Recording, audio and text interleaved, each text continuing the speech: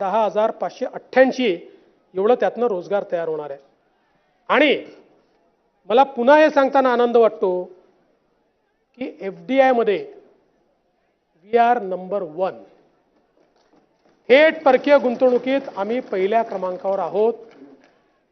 2015 ते 2019 आम्ही पहिल्या क्रमांकावर होतो।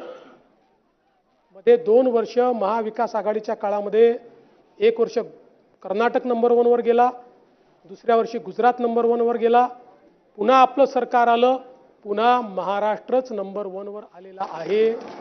आणि क्युम्युलेटिव्हली देशाची 31% गुंतवणूक आपल्याकडे आहे। पण आपण जर विचार केला तर पहिल्या क्वार्टरमध्ये देशात आलेल्या गुंतवणुकीच्या 52% गुंतवणूक महाराष्ट्रात आली आहे। 2 क्वार्टरचा विचार केला म्हणजे मागच्या वर्षी आपण नंबर 1 होतो, मागच्या वर्षी जेवढी गुंतवणूक आली होती त्याची 90% गुंतवणूक ही पहिल्या 2 क्वार्टरमध्येच आलेली आहे। त्यामुळे सगळा रेकॉर्ड आपण तोडणार आहोत।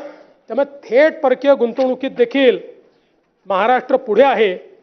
ईज ऑफ डुईंग बिझनेस असेल, वेगवेगळ्या प्रकारच्या गोष्टी आपण ज्या करतो त्याच्यामुळे माझी आमच्या विरोधी पक्षाच्या नेत्यांनाही विनंती आहे की आमच्यावर टीका जरूर करा, तुम्ही केलीच पाहिजे, तो तुमचा अधिकारही आहे आणि तो तुमचा आमच्यावर अंकुशही आहे।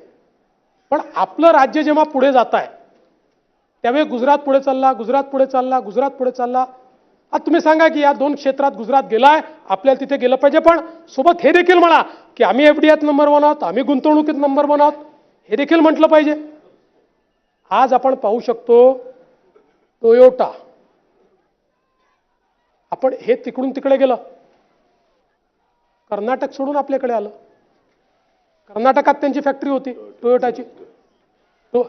नाही, this is not expansion, this is not expansion, no, it is purely new plant, it is purely new plant। तो असेल GS, मी तुम्हाला आणि मला आनंद या गोष्टीचा आदित्यजी की एक काळ असा होता की आपलं इंडस्ट्रियल मॅग्नेट MMR रिजन आणि पुण्याच्या पलीकडे जात नव्हतं। आज ती स्थिती नाही आहे। जेव्हापासून DMIC तयार झालं, our new industrial magnet is Sambhajinagar आणि जालना, ते आपलं नवीन इंडस्ट्रियल मॅग्नेट झालंय। आज आमच्या धुळ्यामध्ये नरडाणा MIDC, मी आज सांगतो तुम्हाला, आता next industrial magnet is Nardana. आज आमचं गडचिरोली, आता आपल्याकडे येत्या काळामध्ये शिंदेसाहेब जवळपास लाख कोटी रुपयाची गुंतवणूक होईल गडचिरोलीमध्ये।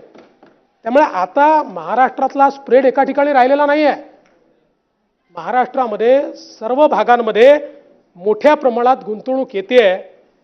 अपेक्षा एवढीच आहे आणि सगळ्या राजकीय नेत्यांकडनं अपेक्षा आहे, कारण जी घटना मसाजोगमध्ये घडली त्याचं मी उत्तर नंतर देणार आहे।